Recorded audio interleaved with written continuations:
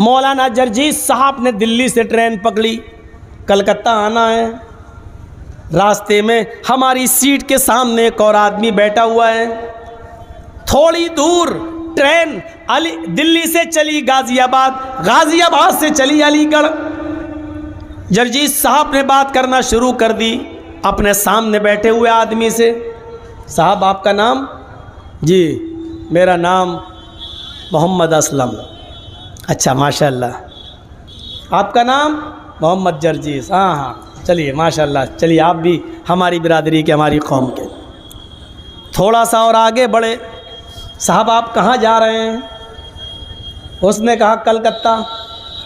फिर उसने पूछा साहब आप कहाँ जा रहे हैं? मैं भी कलकत्ता। चलिए माशाल्लाह, तो सफ़र बहुत अच्छा। देखिए चंद घंटों में मामला कितना आगे बढ़ता जा रहा है। थोड़ा सा और आगे बढ़ते हैं, गाड़ी इटावा कानपुर इलाहाबाद क्रॉस करती है। साहब आप कलकत्ता में कहाँ जा रहे हैं? उसने कहा मडिया बुरुज। फिर पूछा आप कहाँ जा रहे हैं? साहब मैं भी मडिया बुरुज। चलिए माशाल्लाह, कलकत्ता के बाद भी हम लोगों का सफ़र एक ही टैक्सी से हो जाएगा। मामला आगे बढ़ता गया, रात हो जाती है।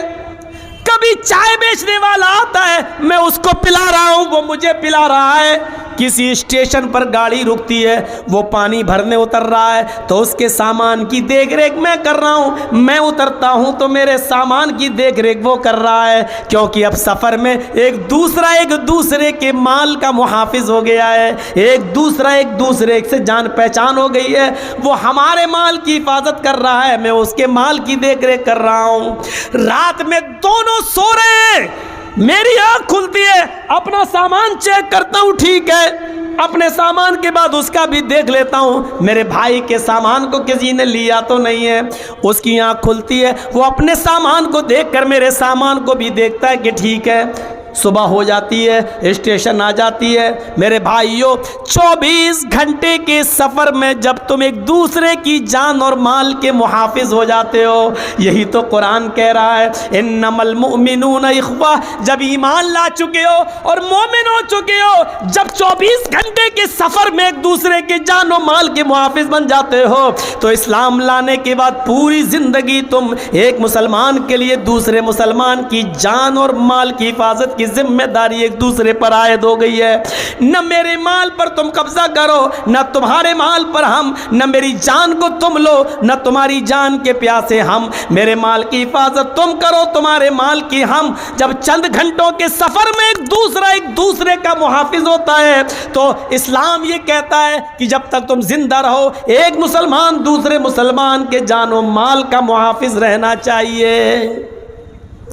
अल्लाह के नबी सल्लल्लाहु अलैहि वसल्लम इस चीज़ को थोड़ा सा और आगे बढ़ाते हैं। नबी अकरम सल्लल्लाहु अलैहि वसल्लम इस चीज़ को थोड़ा सा और आगे बढ़ाते हैं और मुसलमान की तारीफ़ करते हुए एक मुसलमान को उसकी असलियत बताते हैं कि तुम मुसलमान हो। हाँ मुसलमान हैं, तो मुसलमान होने के बाद तुम्हारे ऊपर मुसलमान कहलाने का हक तुम्हें उस वक्त होगा जब तुम मुसलमान की इस तारीफ़ के अंदर पूरा उतरोगे। क्या है तारीफ़? मुस्लिम शरीफ के अल्फाज हैं, बुखारी में भी ये रिवायत मौजूद है। अल्लाह के नबी फरमाते हैं, अल मुस्लिमु मन सलिमल मुस्लिमून मिन लिसानिही व यदिही। मुसलमान तो वो है जिसकी ज़बान से और जिसके हाथ से दूसरे मुसलमान महफूज रहे। अल मुस्लिम मन सलिमल मुस्लिमून मिन लिसानिही व यदिही। मुसलमान तो वो है जिसके ज़बान से और जिसके हाथ से दूसरे मुसलमानों को तकलीफ़ न पहुँचे। ज़बान से भी न पहुँचे और हाथ से भी न पहुँचे, इसलिए ज़बान को सही इस्तेमाल करो। देखा नहीं, ज़बान का ज़ख़म बड़ा गहरा होता है। लगा इन सबको मोटरसाइकिल मिली है, भीख में देखो कैसे भाग रहे हैं। ये सब सुनने नहीं आते हैं, मौलाना जर्जीस को देखने आते। कौन है जर्जीस जो जी हिंदुस्तान पे आ रहा है, मीडिया पे आ रहा है? कौन है जिसको मीडिया बार बार कह रही है ममता का मौलाना? ये सब ये देखने आते। देख लिया, हो गए जन्नती, जाओ। अब इनको जहन्नम में कोई डाल ही नहीं सकता है, मौलाना जर्जीस को देख लिया है, हो गए जन्नतुल फिरदौस का। अरे पेशाब लगता है तो इतना, अगर अब बताओ मैं बैठा हूँ, अगर मुझे लगने लगे तो क्या करूँ? बोलूँ भाई बैठिए मैं अभी आ रहा हूँ? अरे जब मैं रोक सकता हूँ तो आप लोग इतना नहीं रोक सकते? थोड़ा मामला है, 1.5-2 घंटा तो बोलता ही हूँ, फिर इतना सुनने के बाद भी देखो वो साहब उठ रहे हैं। देखिए, ये देखिए, इतना सुनने के बाद भी। और आपकी भी गलती नहीं है इसमें। मगरिब के बाद से जब प्रोग्राम शुरू होगा तो कितनी देर कोई आदमी बैठेगा, मैं भी इस बात को समझता हूँ, कितनी देर बैठेगा। यकीन मानिए पूरी रात सोया नहीं। हमारे मेज़बान साहब जिनके घर पर मैं रुका था, उन्होंने फ़ोन पर किसी को बताया कि मौलाना जर्जीस का टाइम 12 बजे। तो मैं समझा कि कमेटी के ज़िम्मेदार आदमी हैं, 12 बजे टाइम होगा। तो 11 बज ही चुके थे। मैंने कहा अब क्या सोएं हम, 12 बजे टाइम होगा। मैं 12 बजे से इंतज़ार कर रहा हूँ कि अब कोई आए, अब कोई आए। होता 12 का 12:15, 12:30। मैंने 1:30 पर 22 मिनट पर अपने ज़िया भाई को जगाया जो गुमानी से आए। मैंने कहा यार ये कोई तुक है, 1:30 बजने जा रहा है, अभी तक कोई आया नहीं मुझे लेने के लिए। हैं 1:30 बज गया? हाँ, और 1:30 बज गया। फिर उन्होंने फ़ोन किया, बाद में पता चला कि साहब 2 बजे टाइम है।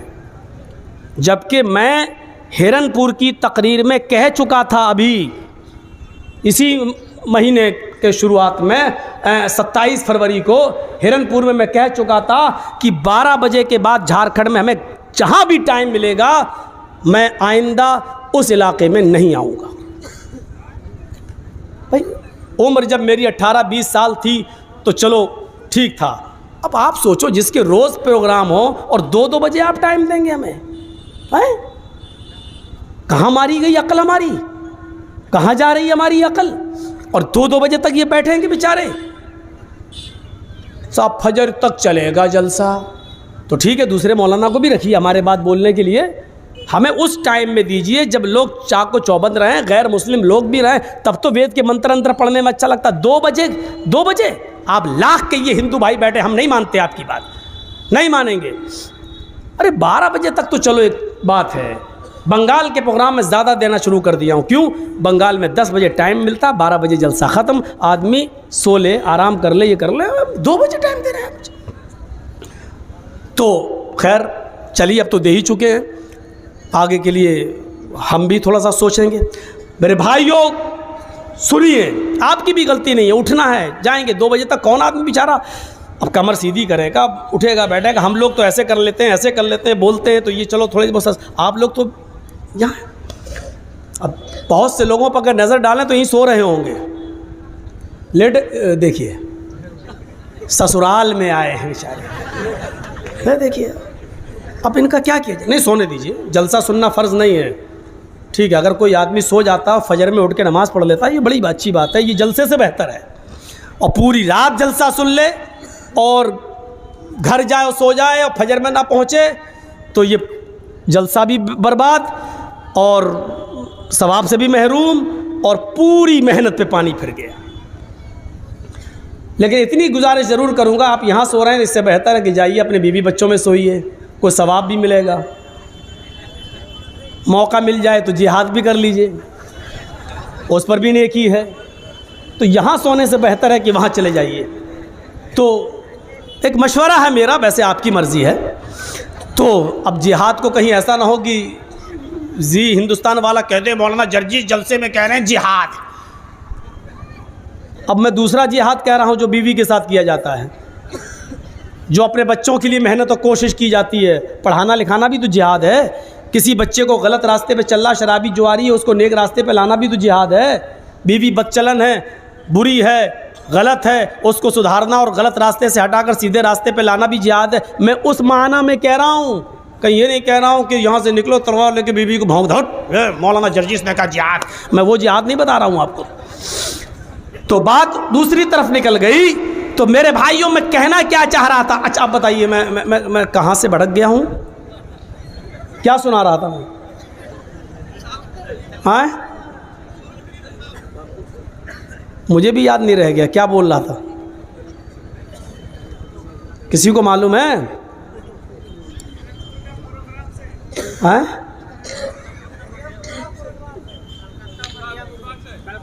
अरे वो तो हो गया था यार। हैं? हाँ बताओ, अपनी अपनी कोशिश करो, देखता हूँ कि कौन। हैं?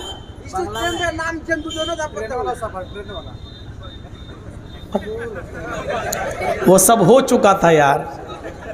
আমি বাংলা বুঝতে পারবেন কিন্তু বলতে পারবেন না, बांग्ला समझते हैं लेकिन बोल नहीं पाते हैं, बस यही दिक्कत है।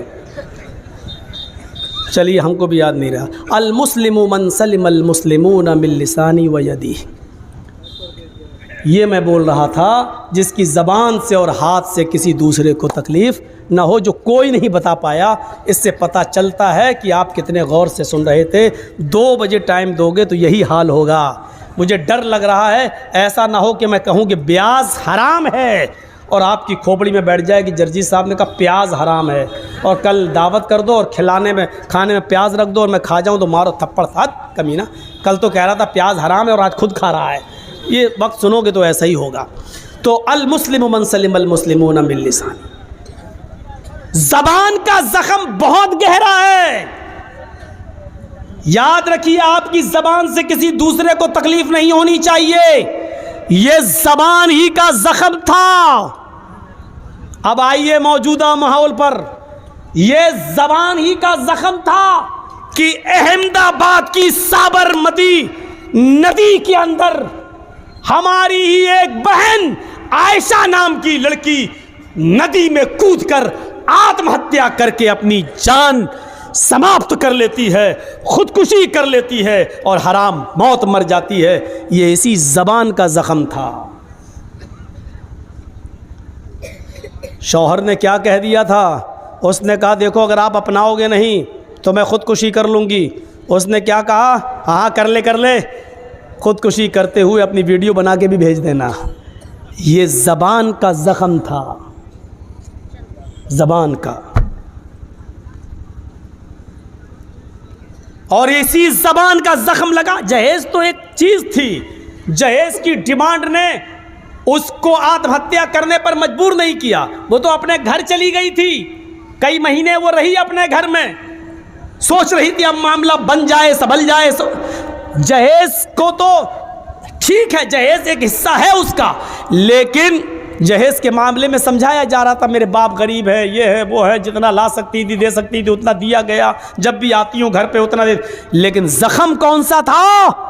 वीडियो बना के भेज देना, जा मर, तुझे जो करना हो कर, मरना हो तो मर, वीडियो बना के भेज देना। ये ज़बान का ज़ख्म था। नबी अकरम ने सबसे पहले क्या कहा? अल मुस्लिम मन सलिमल मुस्लिमून मिन लिसानिही, मुसलमान तो वो है कि जिसकी ज़बान से दूसरे मुसलमान को तकलीफ ना हो। ये ज़बान का ज़ख्म होता है, ज़बान का ज़ख्म जो इंसान को चाकू और खंजरों का ज़ख्म भरा जा सकता है, लेकिन ज़बान से जो ज़ख्म दे दिया जाता है वो नहीं भरता है। अल मुस्लिम मन सलिमल मुस्लिमून मिन लिसानिही, और दूसरी बात अल्लाह के नबी ने फरमाई वयदी, और मुसलमान वो है कि जिसके हाथ से भी दूसरे मुसलमान को तकलीफ़ न पहुँचे। गाली देना तो बहुत दूर की बात है। अल्लाह के नबी सल्लल्लाहु अलैहि वसल्लम तो किसी की तरफ इशारा करके ऐसे मारने का इशारा करने को भी हराम करार दे रहे हैं। किसी को आप इशारा करके भी मारने की धमकी भी नहीं दे सकते हो, किसी को इशारा करके मारने का इशारा भी नहीं कर सकते हो। मन अशारा मन अशारा मन अशारा, अल्लाह के रसूल सल्लल्लाहु अलैहि वसल्लम ने कितनी हदीसों में फरमाया कि जिसने अपने भाई की तरफ इशारा कर दिया, ऐसे किया वो हम में से नहीं, ऐसे किया वो हम में से नहीं, ऐसा किया वो हम में से नहीं, ऐसा किया वो हम में से नहीं। इशारा करना भी हराम है, चाहे जाए कि उसको मारा जाए, चाहे जाए कि उसको हम अपने हाथों से उसको मारें और पीटें। मारना पीटना तो बहुत दूर की बात, इशारे से मारने का इशारा करना भी हराम है। मेरे भाइयों, इस्लाम जो इशारा तक करने को मना कर रहा है, वो मारने और पीटने को, हाथ पैर चलाने को कैसे जायज़ करार देगा? इसी चीज़ को थोड़ा सा और आगे बढ़ाते हुए अल्लाह के नबी सल्लल्लाहु अलैहि वसल्लम ने फरमाया है, हाँ, और ये भी सुन लो कि ईमानी रिश्ता, इस्लामी रिश्ता सगे रिश्ते से बढ़कर है। ईमानी रिश्ता सगे रिश्ते से बढ़कर है। मसलन कोई मेरा सगा भाई है और एक आदमी मुसलमान है, इस्लाम लाया है, ये ईमान वाला जो भाई है ये सगे भाई से ज़्यादा बढ़कर है हमारे लिए। अब दलील सुनिए। जंगे बद्र के अंदर 70 सहाबा, जंगे बद्र के अंदर 70 काफिर कत्ल कर दिए गए और 70 ही काफिरों को कैद करके लाया गया। सुनिए, बहुत दिलचस्प वाक़या मैं आपको सुनाने जा रहा हूँ। 70 काफिरों को कैद करके लाया गया। उन 70 काफिरों के पैरों में बेड़ियाँ डाली जाने लगीं। अल्लाह के नबी ने हुक्म दिया, आए सहाबी तुम 5 लोगों के पैरों में बेड़ियाँ डालो, ऐ सहाबी तुम 10 आदमियों के काफिरों के पैरों में बेड़ियाँ डालो। सबको हुक्म दे दिया, एक आदमी 10 काफिरों के पैरों में बेड़ियाँ डाले। 7 लोगों ने मिलकर 70 काफिरों के पैरों में बेड़ियाँ डाली। इन काफिरों में जो 70 काफिर लाए गए, इन काफिरों में एक काफिर था जिसका नाम था अदी इब्ने उमैर। एक काफिर था जिसका नाम था अदी इब्ने उमैर। ये मुसाब इब्ने उमैर के भाई थे। किसके भाई थे? मुसाब इब्ने उमैर के भाई थे। और मुसाब इब्ने उमैर सहाबी हैं।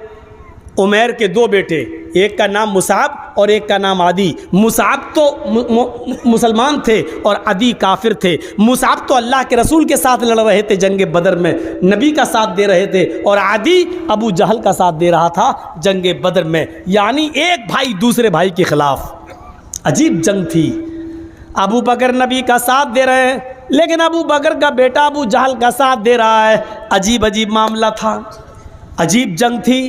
पहली जंग थी इस्लाम की, बाप बेटे के खिलाफ, बेटा बाप के खिलाफ, यहाँ भाई भाई के खिलाफ। जब आदी इब्ने उमैर भी पकड़ा गया काफिरों के साथ, और जो सहाबी उनके पैरों में बेड़ियां डाल रहे थे, आदी इब्ने उमैर के पैरों में बेड़ियां डाल रहे थे, तो वहीं पर मुसाब इब्ने उमैर आदी का सगा भाई भी खड़ा था। आदी इब्ने उमैर के सगे भाई मुसाब इब्ने उमैर खड़े थे। वो अपने भाई के पैरों में पड़ने वाली बेड़ियां देख रहे थे। तो मुसाब इब्ने उमैर ने आकर उस सहाबी से कहा जो उनके भाई के पैरों में बेड़ियां डाल रहा था, थोड़ा सा टाइट करो, यहाँ से कसो। अरे ये फौरन बेड़ियां तोड़ने में बड़ा माहिर है, ये ताला तोड़ के भागने में बहुत माहिर एक्सपर्ट है, इसको पकड़ो, यहाँ से कसो, यहाँ से उसको जकड़ लो, कहीं भाग ना जाए। तो वो साहब, ये रसूल को मालूम नहीं था कि ये इनका सगा भाई है। वो सहाबी जो उनके पैरों में बेड़ियां डाल रहे थे, मुसाब से कहते हैं कि तुम तो मेरी अच्छी मदद कर रहे हो, इसके बारे में मुझे बहुत कुछ बता रहे हो। बेड़ियां बहुत टाइट कर दी। जब बेड़ियां कसी जाने लगी, टाइट होने लगी, तो आदी इब्ने उमैर को गुस्सा आता है और मुसाब इब्ने उमैर से कहता है, मैं थूकता हूँ तेरे जैसे भाई के ऊपर। जो काफिर भाई था वो मुसाब अपने सगे भाई से क्या कह रहा है, मैं थूकता हूँ तेरे चेहरे पर, शर्म नहीं आती तुझे? कैसा तू मेरा भाई है? तेरे सगे भाई के पैरों में बेड़ियां डाली जा रही हैं और तू खड़ा होकर देख रहा है और मशवरा और दे रहा है कि टाइट कर दो। लगता है तेरी रगों में उमैर का खून नहीं दौड़ रहा है। अरे उमैर का तू भी बेटा है, उमैर का मैं भी बेटा हूँ, एक ही बाप की हम दोनों संतान हैं, औलाद हैं, लेकिन तेरे भाई होने पर मुझे शर्म आती है। तू कैसा मेरा भाई है? मुसाब इब्ने उमैर ने जब ये जुमला सुना आदी की ज़बान से, अपने सगे भाई की ज़बान से, तो चीखते हुए कहा, खामोश, हाय आदी, चुप, खामोश। भाई की बात कर रहा है तू। है आदि, तेरी रगों में भी उमैर का खून है, मेरी रगों में भी उमैर का खून है। तू भी जिस बाप का बेटा है, मैं भी उसी बाप का बेटा हूं, ये सब कुछ सच है, लेकिन तू मेरा भाई नहीं है। आए आदि, तू मेरा भाई नहीं है। आदि कहता, वाह, बाप एक माँ एक, खून तेरी रगों में भी दौड़ रहा है, मेरी रगों में, फिर भी मैं भाई नहीं। मुसाब इब्न उमैर कहते हैं, ये सच है कि तेरा बाप और मेरा बाप एक, तेरी माँ मेरी माँ एक। जिस बाप का खून तेरी रगों में दौड़ रहा है, उसी बाप का खून मेरी रगों में भी दौड़ रहा है। जिस माँ का दूध तूने पिया है, उसी माँ का दूध मैंने भी पिया है। ये सच है, लेकिन ये सच नहीं है कि तू मेरा भाई है। आदि कहता, फिर तेरा भाई कौन है? अगर मैं तेरा भाई नहीं हूं तो मुसाब इब्न उमैर कहते, मेरा भाई वो है जो तेरे पैरों में बेड़ियां डाल रहा है। मेरा भाई वो है जो तेरे पैरों में बेड़ियां टाइट कर रहा है। मेरा भाई वो है, इसलिए वो मेरा भाई है क्योंकि उसने अशहदु अल्ला इलाहा इल्लल्लाह व अशहदु अन्ना मुहम्मदन अब्दुहु व रसूलुहु पढ़ा है, और तूने ये कलमा नहीं पढ़ा है। कलमा शरीक भाई दूध शरीक भाई से अफजल है। कलमा शरीक भाई दूध भाई से ज्यादा अफजल है, उससे वो उससे ज्यादा सम्मानित है। मैं इसको भाई मानता हूं, तुझे भाई नहीं मानता। मेरे भाइयों, मुसाब इब्न उमैर का ये जुमला हमें बतला रहा है कि इस्लाम लाने के बाद एक मुसलमान अपने दूसरे मुसलमान को अपने सगे भाई से ज़्यादा अहमियत देता है। कलमे की बुनियाद पर जब कोई भाई बन जाता है तो सगे भाई से ज़्यादा अहमियत रखता है। यही तो वजह थी कि गालिबन ग़ज़वा मौता के मौके पर अल्लाह के नबी ने कुछ सहाबियों को जंग में लड़ने के लिए भेज दिया और कुछ सहाबा को जख्मियों की मरहम पट्टी करने के लिए मुतय्यन कर दिया और कुछ सहाबा को जख्मियों को पानी पिलाने के लिए मुतय्यन कर दिया। सुनो मेरे प्यारे भाइयों, ग़ज़वा मौता का ये मंजर, जो सहाबा जख्मियों को पानी पिलाते हैं, वो एक एक करके ढूंढ रहे हैं कहां जख्मी कोई सहाबी पड़ा है। एक झाड़ी में झांक कर देखा तो एक सहाबी कराहते हुए नजर आए। मैं प्यासा हूं, कोई मुझे पानी पिला दे। मैं प्यासा हूं, कोई मुझे पानी के चंद कतरे दे दे।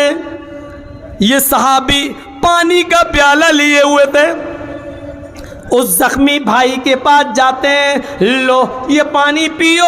उन्होंने पानी का प्याला रख दिया जमीन पर और अपने जख्मी सहाबी को उठाया, अपने सीने से लगाया, पानी का प्याला उठाकर उनको पिलाना चाहा। होठों तक प्याला जाता है, पानी का एक कतरा भी अभी हलक के अंदर नहीं गया। इतने में दूसरे सहाबी चीखते हैं, पानी पानी, काश मुझे भी कोई पानी पिलाता। मेरे भाई, तुम्हें पानी पिलाने वाला कोई आया है, अगर पानी ज्यादा हो तो एक घूंट छोड़ देना, मैं भी पानी पी लूंगा। इस सहाबी ने पानी का प्याला वापस कर दिया। देख के आओ जरा उस आदमी को, देखो जो करा रहा है, देखो वो मुझसे ज्यादा जख्मी लगता है, उसको मुझसे ज्यादा पानी की तड़प है, उसको मुझसे ज्यादा पानी की जरूरत है। इस सहाबी ने उसको लिटाया और दूसरे सहाबी के पास पानी का प्याला लेकर पहुंच गए, उनको उठाया, पानी का बर्तन उनके होठों तक ले गए। अभी हलक के नीचे कतरा न गया था, होठों से प्याला न लग पाया था। इतने में तीसरे चीखते, मेरे भाई अगर एक घूंट पानी बच जाए तो मुझे भी पिला देना, अगर थोड़ा सा पानी बाकी रह जाए तो मुझे भी दे देना, अगर ज्यादा हो चंद कतरे ही मुझे मिल जाएं तो काफी है, मेरे होंठ सूख चुके हैं, खुश्क हो गए हैं। इस दूसरे ने भी कहा देखो उनके पास जाओ, शायद वो मुझसे भी ज्यादा प्यासे लगते हैं, शायद वो मुझसे भी ज्यादा प्यासे हैं। इस आदमी ने तीसरे की तरफ रेफर कर दिया, ये तीसरे को पानी पिलाने जाते हैं। उस आदमी की सांसें उखड़ रही हैं। इन्होंने पानी का प्याला जमीन के ऊपर रखा, उस सहाबी को उठाया, उठाते हुए ही उस सहाबी की रूह कब्ज़ से उनसुरी से परवाज हो गई। ये पानी का बर्तन उनके होंठों पे लगाता है लेकिन होंठ खुल नहीं रहे हैं। इन्होंने सीना चेक किया, धड़कने नहीं है, पानी का प्याला जमीन पर रखा, उनको हिलाया डुलाया लेकिन समझ गए अभी इस दुनिया में नहीं रहे। अल्लाह, तीसरा आदमी पानी भी नहीं पी सका और अल्लाह को प्यारा हो गया। उन्होंने सोचा चलो दूसरे के पास आए, लौटकर इसको ही पिला दे। जैसे ही दूसरे के पास आए, क्या देखते हैं कि उसकी आवाजें भी बंद हो चुकी हैं, वो भी पानी पानी अब रही पुकार रहा है। ये भी अल्लाह को प्यारे हो गए। चलो पहले के पास चलें जिससे पहले बार मुलाकात हुई थी, उसको पानी पिलाया था। जैसे ही उसके करीब जाते हैं, क्या देखते हैं कि पहला भी औज़े कौसर से अपनी प्यास बुझा चुका है, आब हयात से अपनी प्यास बुझा चुका है। वो भी अब मेरे पानी का मोहताज नहीं है, वो भी इस दुनिया से जा चुका है, वो भी जन्नत की नेमतों में उसकी रूह जा चुकी है। मेरे प्यारे साथियों, प्यासे थे लेकिन अपने भाई की प्यास की वजह से अपनी प्यास को कुर्बान कर दिया, उसकी तरफ रेफर कर दिया। दूसरे को पानी की जरूरत थी लेकिन उसने तीसरे की तरफ रेफर कर दिया। तीसरे पे के पास गए तो पानी का प्याला ले जाने से पहले ही वो जा फ्री के सुपुर्द कर चुका। लौट कर दूसरे के पास आए, दूसरे ने भी तीसरे के लिए अपनी जान दे दी। लौटकर पहले के पास आए, पहले ने दूसरे के लिए अपनी जान दे दी। मुसलमान वो होता है जो अपने लिए नहीं जीता, मुसलमान वो होता है जो दूसरों के लिए जीता है, मुसलमान वो होता है जो दूसरों को तकलीफ नहीं देता है, मुसलमान वो होता है जो दूसरों की भलाई चाहता है, दूसरों के लिए मर मिटना जानता है।